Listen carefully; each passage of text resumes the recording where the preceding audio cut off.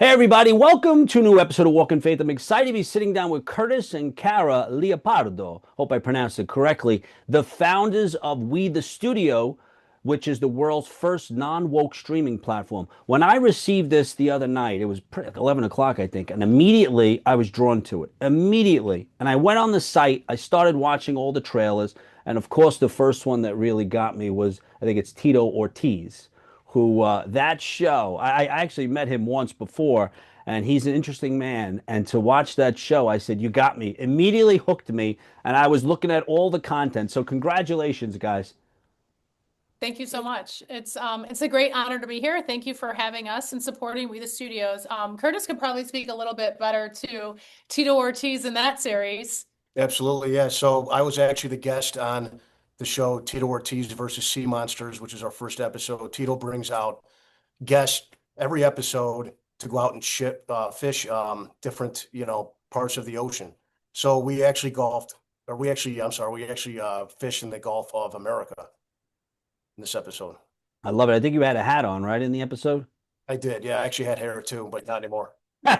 No, I'm telling you because I'm always looking for content. So let me ask you. Let's just go back for a sec because the fact that you guys lived in Hollywood, right? You guys were pretty much Hollywood elite, and I always call it the divine exodus because there's a huge exodus of people leaving Hollywood. So tell me, how did you go from being this sort of elite Hollywood, producer, professional actors, actresses, and then take your sort of your career, or why did you get so fed up and you decided to move to Florida? How did that happen?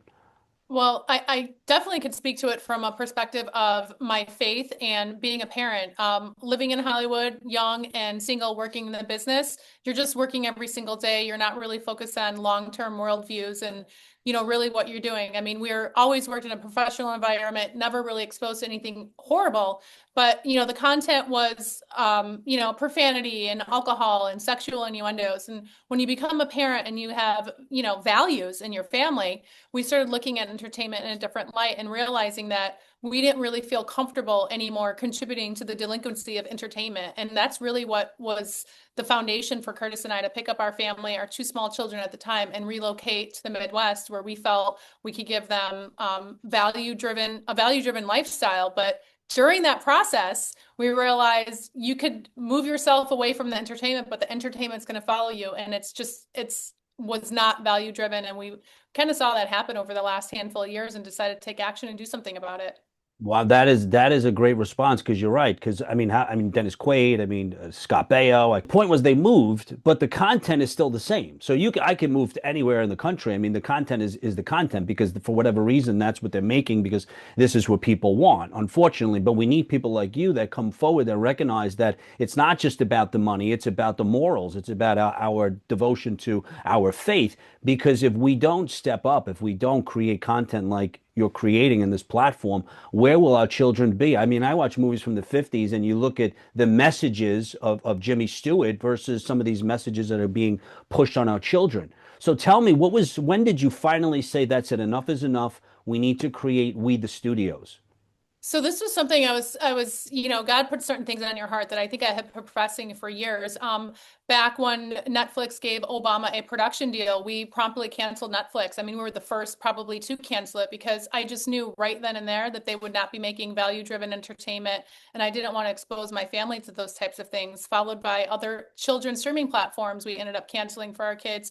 And what we saw happen was really interesting. The kids started acting different. Within a week's time, our kids weren't talking back. We weren't the dumbest people in the room, and they were kind of minding us. And it was that light bulb moment where it was like, okay, I understand messaging. I have this on the screen because I want you to see it. And Hollywood's doing it's no different in Hollywood motion pictures, television, reality. They were putting things on camera to provoke certain thoughts in our children, to provoke certain ideas that, you're just kind of constantly planting seeds. And so, as a producer and a director, I realized what they were doing, and I can sit here and protect my family. But at some point, my children will grow up and they're going to need to interact with other people's children who are exposed to this demonic platforms in Hollywood. And we just decided, you know what? Nobody's doing it.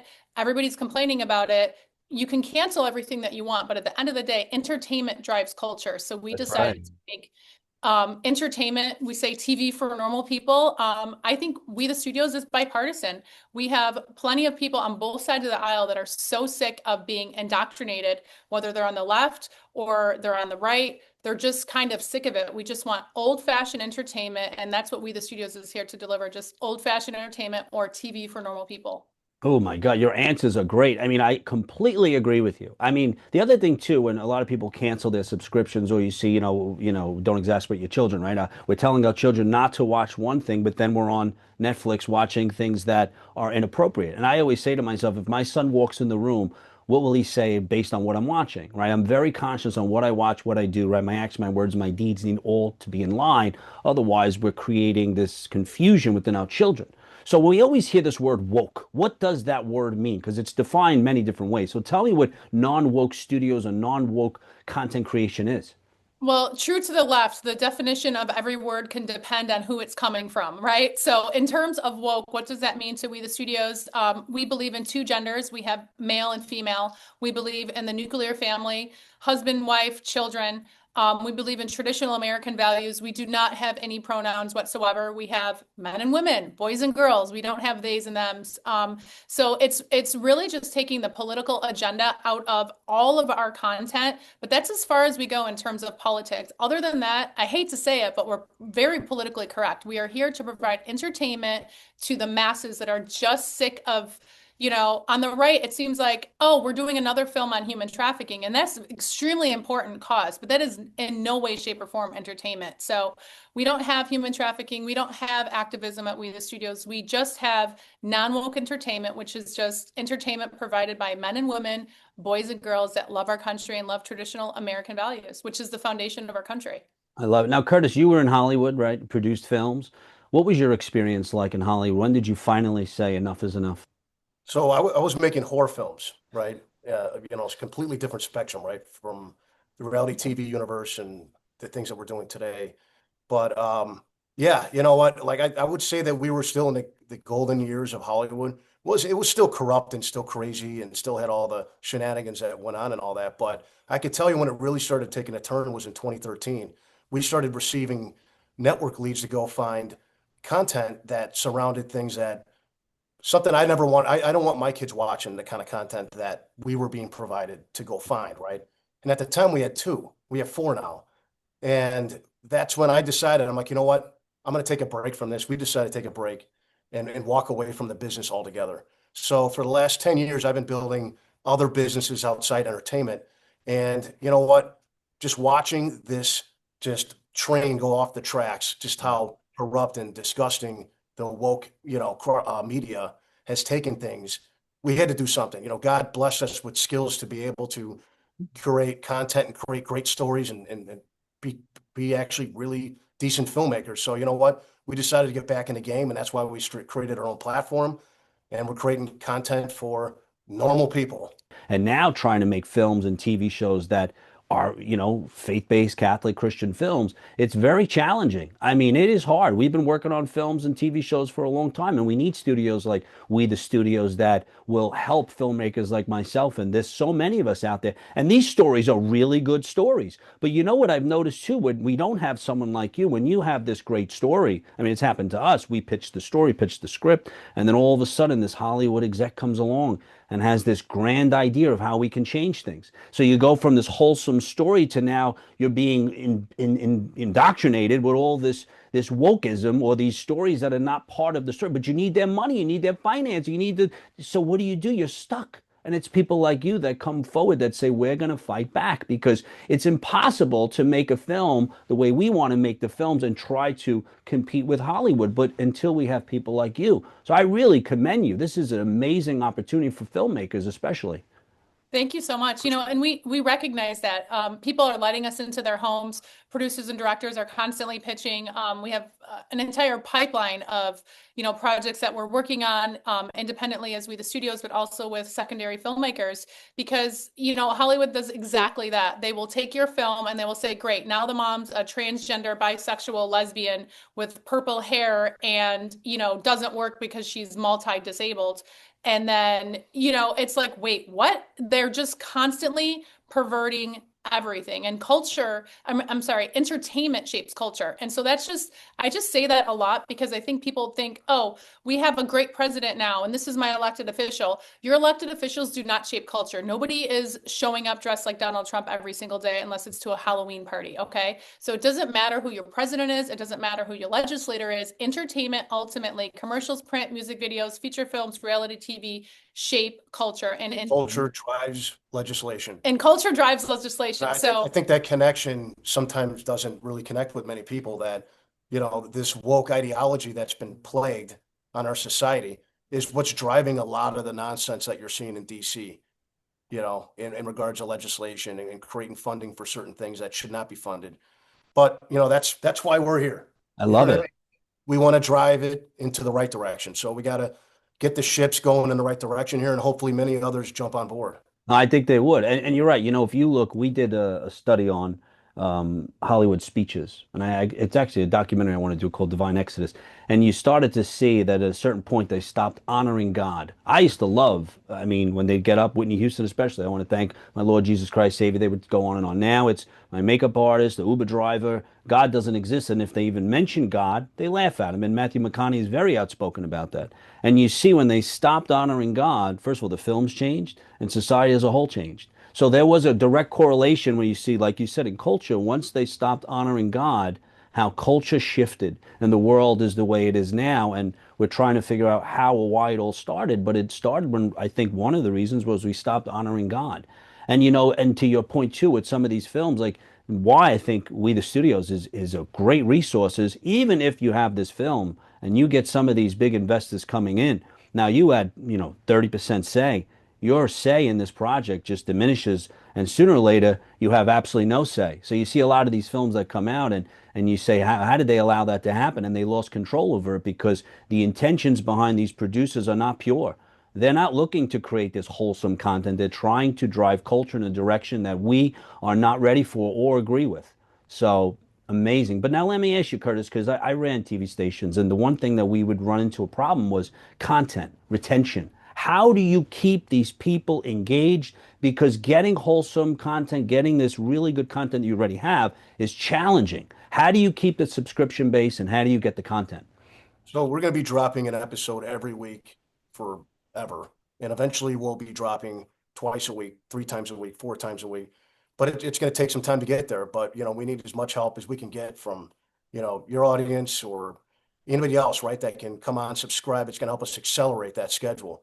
Because faster we accelerate, that's the faster chance we have of changing culture to the right direction. But to also answer that question even further, we're currently filming 2 episodes every single day, 5 days a week. So there's a little bit of, a delay right now, but come October, we'll be dropping 2 episodes a week. And then like Curtis said, it will build. But another thing that we've kind of done, which is unique that Hollywood is just picking up upon, because I'm sure they've read all about We the Studios, is they are introducing influencers into their content. And so that was our business model from day one, is that influencers that align with our values and our moral compass are featured in We the Studios. So we are every day in front of the potential subscriber, every day in front of the subscriber, whether it's on We the Studios platform or on social media, because our stars, we actually call them icons, they're all influencers. Can you tell us some of the content that you have coming? Yeah, our favorite show, our first full season that we finished is called Raising Reynolds. That's probably our flagship. It's had the most amount of traffic that we've seen and the biggest response. It's this beautiful family that lives in Kentucky, husband and wife. However, they could not have children naturally, so they wanted to adopt one child from foster care in Kentucky foster system, and they ended up getting 4 siblings. Same mom, all different dads. The kicker is they live in a small town, just over 100 people, and the kids are biracial. So they say they are the Black people in town. And, it's interesting because you have a lot of elements. You have a traditional American family. They're really showing the beauty of not having an abortion, right? Because this woman could have chose abortion. Instead, we have these 4 beautiful children that are on our platform today, mixed with, Black and white family, biracial kids living in a small town that actually honor their parents. So the dad's the leader of the home. He's very involved with the kids. And that was the biggest feedback that we got, was that The dad's taking the girls to cheerleading after he goes to work. The dad is doing gardening in the pool and talking to the kids while they're in the pool. He's extremely involved. And that's another way that we've kind of lost our culture. If you watch a lot of the other streaming platforms, the dad's the big doofus sitting on the Yeah, couch, yeah. scratching his tummy. And We the Studios, it's the complete opposite. We believe men are the future and that we need more masculine men. And that is straight up prerequisite with We the Studios, that all of the men are extremely masculine. And you will see that on Raising Reynolds. So that's kind of a long-winded answer, Oh, but I love that. No, but that's Tito, right? Like masculine, come on. oh no, Tito. I was at a gym with him. It was I forgot the gym in California, and we were filming there with one of the boxers, and he was there. I was watching him fight. I forgot the name of the gym, but anyway. And I'm like talking to him, and I'm like, man, this was when he was at the height. I was like, shoosh, I don't want to get in the ring with this guy. But so now filmmakers, are they submitting content? How do people get content? Do you guys just create the content on your own, or how do people, do you receive content? How does it work? So currently everything on our platform is original content produced by Curtis and myself, We the Studios Productions. But we are taking submissions. And so the good thing and the bad thing about that is because we have such a high standard, meaning no swearing whatsoever, Oh no yeah. alcohol, and no sexual innuendos. It's very important for us as parents to make sure our content is safe for all ages. So we have to watch everything, because when you tell people, hey, these are my mandates, they send you something in the first 45 seconds, somebody's swearing. I'm like, I can't unless we can open the cut and edit. But we're really looking for great production partners, people that have finished documentaries, finished films, finished series, or maybe they're halfway through it and they need somebody like us to take it over the finish line. But our mandate is no sex, no alcohol, no profanity. All of the things are fine in real life, but we don't want to highlight those things on our platform because we're trying to inspire people to be the best version of themselves. And the only way to do that is not to show the bad stuff. I love that. No, listen, that's important. I mean, like I said, it was a Catholic TV station, and we had the same sort of requirements. And I think you need to stand by that. Stand by, don't bend, don't sway, stand by those values. And just earlier, what you said about the support, the thing that we have to do as Christians, as people that appreciate content like we, the studios, is creating, is we have to support these platforms because we complain about it, but we don't support them. And not for a week, not for a month. Support it for the year. I used to support PureFlix. I used to always, I didn't even watch it, but I would support it. We need to support platforms like We the Studio. So how do people find out more information and support you financially? Oh my gosh, thank you for saying that. So the best thing you can do is two things. Number one, go to wethestudios.com, subscribe and sign up. It's $3.99 a month, which is less than a cup of coffee. Number two, tell everybody you know about We the Studios. Scream from the rooftops. The number two things we hear all the time is, number one, I'm so glad you guys are doing this. Number two, I never heard of you. So tell everybody you know. And please subscribe and get on that monthly, because it will help us make more content. I mean, we can do it, but we could do so much more with, We can move a lot faster. yeah, definitely. So thank you for asking that. We the No, Studios, you need that. and the studios on all the social channels. No, I completely, you need it. I mean, that's the only way we're going to get content out like that, like this, and to really, we need to support people like Curtis and Cara. So, guys, I am excited. I'm going to look forward to watching the next episode of Tito to see what kind of sea monster he catches, and I'll be watching the rest of the content on the platform. Thank you so much for your time, Thank Thank you. you. Thank you for having us. guys. I hope you enjoyed today's episode of Walk in Faith. Always remember, you have the ability to inspire and evangelize through words and actions. God bless you.